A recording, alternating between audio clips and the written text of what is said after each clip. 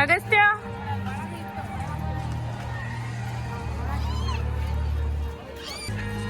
ಹಿಡ್ಕವನ್ನ ಅಮ್ಮ ಹಿಡ್ಕವನ್ನ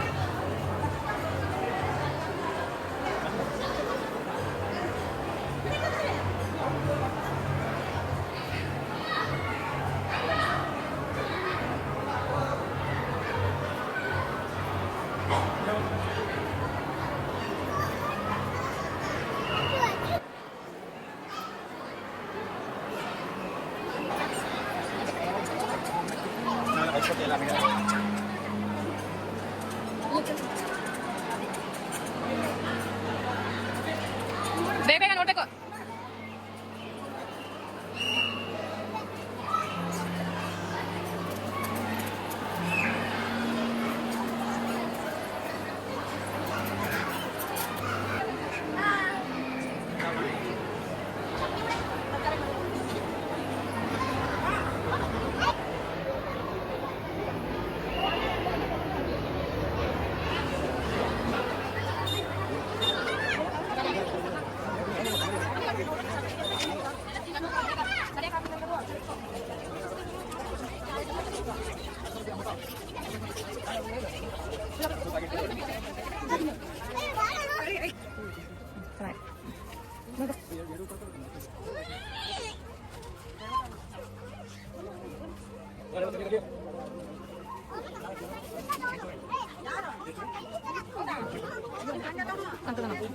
ಹೌದಾ ಕೇಳ್ತೀನಲ್ಲ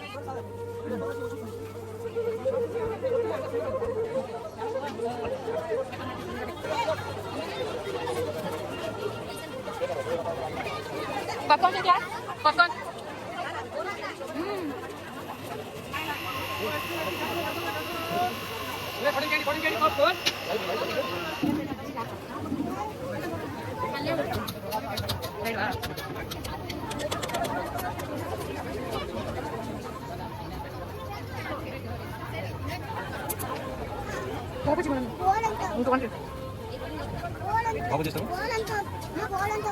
ಪಾನಿಪುರಿ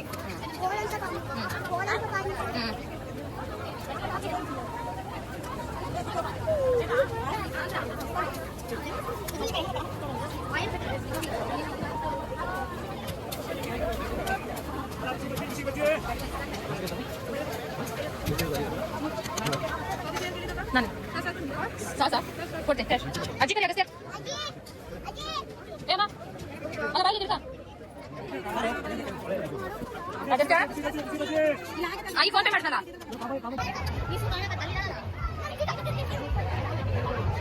ಇರೋ ಪತ್ರನ ಟಿಕೆಟ್ ಮಾಡ್ಬೇಕಂತೆ ಇಲ್ಲಿದ್ದಾನೆ ಅಪ್ಪಾಜಿ ಇಲ್ಲಿ ಜಾಗ ಅವ್ರಿಗೆ ಕೊಂಡ ಕೇಳ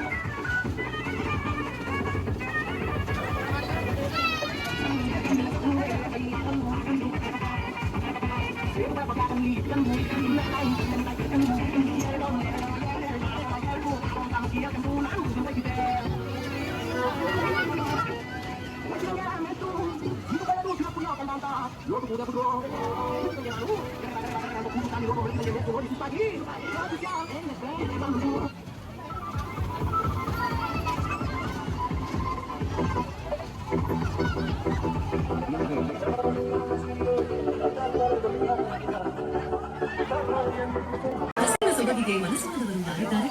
ಹಸಿರಿನ ಮೋಡಿಗೆ ಮರುಳಾಗದ ಮಾನವಲ್ಯವನು. ನಮ್ಮ ನಾಡಿನ ಹಸಿರ ಸಿರಿಯನ್ನು ನಿಮಗೆ ಪರಿಚಯಿಸುವುದೇ ಈ ಪ್ರದರ್ಶನದ ಉದ್ದೇಶ.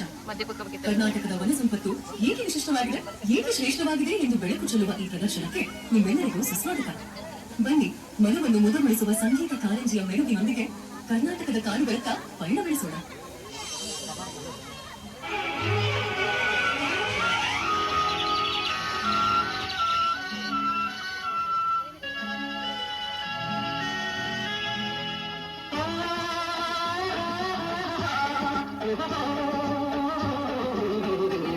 ನಾವಾಡುವ ನುಡಿಯೇ ಕನ್ನಡ ನುಡಿ, ಚಿನ್ನದ ನುಡಿ, ಸಿರಿಗನ್ನಡ ನುಡಿ.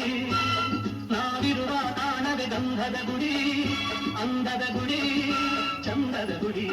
ನಾವಾಡುವ ನುಡಿಯೇ ಕನ್ನಡ ನುಡಿ, ನಾವಿರುವ ತಾಣವೇ ಗಂಧದ ಗುಡಿ, ಅಂದದ ಗುಡಿ, ಚಂದದ ಗುಡಿ, ಚಿನ್ನದ ಗುಡಿ, ಶ್ರೀಗಂಧದ ಗುಡಿ. ಆಹಾ ಆಹಾ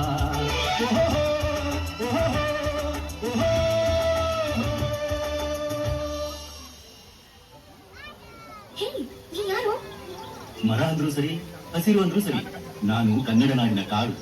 ಹೌದಾ? ನಿನ್ ಬಗ್ಗೆ ನಾನು ಇನ್ನಷ್ಟು ಹೇಳ್ತೀಯಾ? ಆಯ್ತು. ಹಸಿರನ್ನು ಹೊದ್ದು ಮಲಗಿರುವ ಭಾರತದ ರಾಜ್ಯಗಳಲ್ಲಿ ಕರ್ನಾಟಕಕ್ಕೆ ವಿಶೇಷ ಸ್ಥಾನಮಾನ ಇದೆ. ನಮ್ಮ ರಾಜ್ಯದ ಒಟ್ಟು 38,284 ಚದರ ಕಿಲೋಮೀಟರ್ನಷ್ಟು ಜಾಗದಲ್ಲಿ ಬಗೆ ಬಗೆಯ ರೂಪಗಳಲ್ಲಿ ನಾನು ಹರಡಿಕೊಂಡಿದ್ದೀನಿ. ಕರ್ನಾಟಕದಲ್ಲಿ ನಾನು ಸೊಂಪಾಗಿ ಬೆಳೆದು ನಿಂತಿದ್ದೀನಿ. ನನ್ನ ನೆರಳಲ್ಲಿ ಹಲವಾರು ಪಂಗಡಗಳ ಗಿಡಮರ ಹಾಗೂ ಹಕ್ಕಿ ಪ್ರಾಣಿಗಳು ಮನೆ ಮಾಡಿಕೊಂಡಿದ್ದಾವೆ. ಕರ್ನಾಟಕದಲ್ಲಿ 5 ರಾಷ್ಟ್ರೀಯ ಉದ್ಯಾನವನ ಹಾಗೂ 21 ಅಭಯಾರಣ್ಯಗಳಿವೆ.